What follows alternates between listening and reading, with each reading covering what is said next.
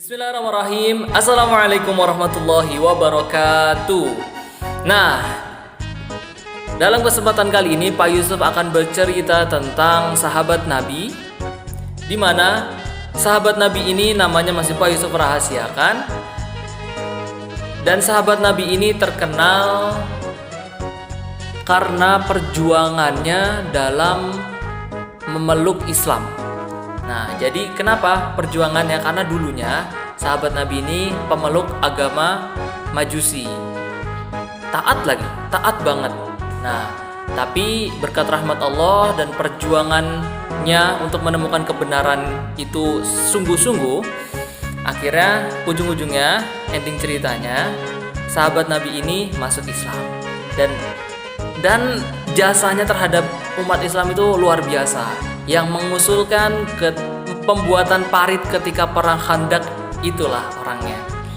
Nah, ingin tahu siapakah orangnya? Siapakah sahabat Nabi tersebut? Yuk kita simak cerita berikut ini. Belajar menjadi umat terbaik lewat kisah Salman Al-Farisi. Salman adalah seorang sahabat Nabi yang berasal dari bangsa Persia, yaitu dari sebuah desa yang bernama Jayun di kota Isfahan. Ayahnya adalah seorang kepala desa. Karena sikap baiknya kepada sang ayah, Salman dipercaya ayahnya untuk mengawasi api yang dia nyalakan. Demikianlah ayah Salman adalah seorang Majusi yang menyembah api. Suatu hari, ayahnya meminta Salman untuk pergi ke tanah miliknya dan memenuhi beberapa tugas yang dia inginkan. Namun, dalam perjalanan menuju tempat yang dituju, ia mendengarkan suara orang-orang yang tengah sholat di dalam gereja Nasrani. Selama hidupnya, Salman memang dibatasi ayahnya dari dunia luar. Salman penasaran. Akhirnya Salman masuklah ke dalam gereja dan melihat apa yang dilakukan orang-orang di dalam gereja. Saat melihatnya, Salman mengaku bahwa ia tertarik, menyukai terhadap agama Nasrani. Nah, Salman berkata dalam dirinya, agama ini sepertinya lebih baik daripada agama yang saya anut. Saya akan memperhatikannya dan tidak meninggalkan mereka sampai matahari terbenam. Begitu kata Salman. Nah, benar saja Salman menunggu, memperhatikan terus sampai matahari terbenam. Lalu setelah itu Salman menganggap bahwasanya agama Nasrani adalah agama yang benar.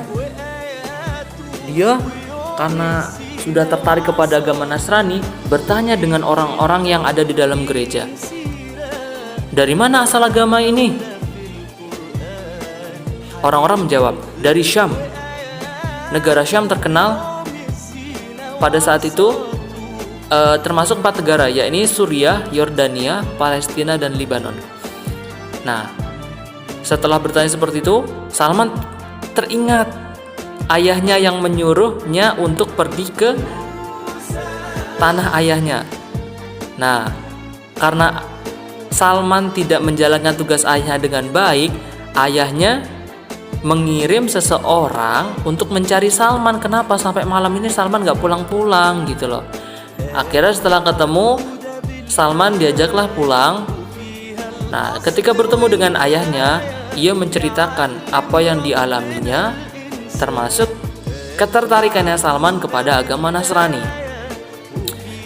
Ketika sudah menceritakan, sang ayah langsung dengan tegas menyatakan bahwasanya tidak ada kebaikan pada agama Nasrani. Sang ayah bersikeras bahwasanya agama Majusi adalah agama dari nenek moyang yang terbaik gitu. Namun Salman menegaskan bahwasanya agama Nasrani itu lebih baik daripada Majusi. Karena pendirian Salman itu, ayahnya kemudian mengancamnya, dan tidak hanya cuma diancam, kedua kaki Salman dirantai serta ditaruh di dalam penjara yang ada di rumahnya. Nah, karena Salman adalah orang yang pemberani, dia tidak surut tuh. Walaupun dia di penjara ini, Salman tetap melanjutkan pencariannya akan kebenaran. Salman melepaskan rantai yang mengikat di kakinya, lalu Salman kabur pergi ke negara Syam untuk berguru kepada pendeta. Nah, bertahun-tahun Salman belajar kepada para pendeta. Di pendeta yang terakhir, Salman dititipkan pesan atau diwasiati bahwasanya kelak nanti ada seorang nabi yang akan turun pada zamanmu. Nah, orang tersebut atau nabi tersebut memiliki 2 tanda-tanda kenabian. Nah, maka engkau nanti akan menemukannya. Begitulah wasiat dari pendeta yang terakhir. Suatu hari, beberapa pedagang dari Bani Kalb melewatinya. Salman meminta mereka untuk membawanya ke negeri Arab. Dan sebagai imbalannya, Salman akan memberi beberapa hewan yang dimilikinya.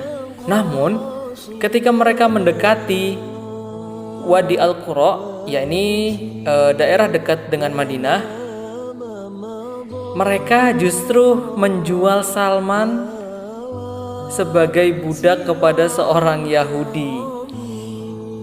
Akhirnya, pada suatu sore, Salman bertemu dengan Rasulullah SAW.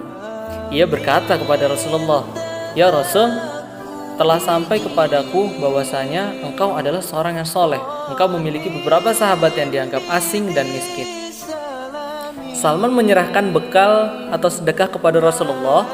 Lalu Rasulullah justru memberikannya kepada sahabat dan Rasul tidak menyentuh sedikit pun makanan yang disedekahkan oleh Salman.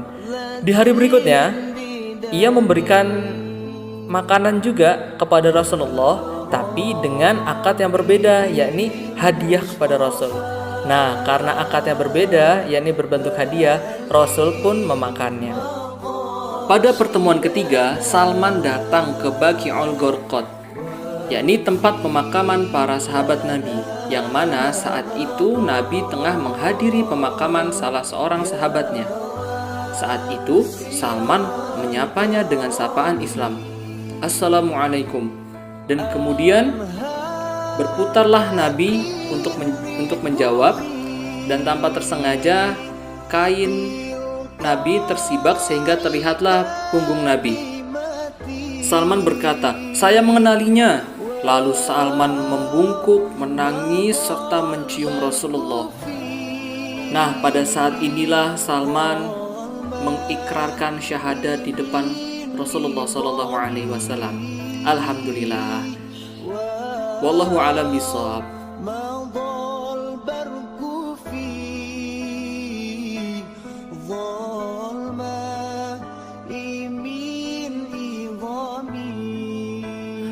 Bagaimana cerita barusan? Sangat luar biasa bukan? Menginspirasi sekali. Nah, di sini Pak Yusuf akan menyimpulkan ada beberapa manfaat atau faedah yang bisa kita ambil dari cerita Salman Al-Farisi. Yang pertama, bahwasanya Allah Subhanahu wa taala memberi petunjuk itu kepada siapa saja yang Dia kehendaki. Mau dia dari agama manapun, suku apapun, dan negara apapun, jika Allah menghendaki, maka orang tersebut akan menjadi muslim.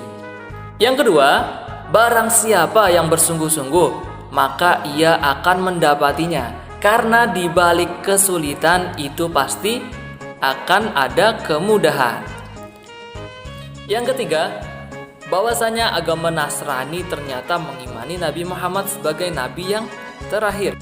Yang keempat, Rasulullah memiliki tanda-tanda kenabian.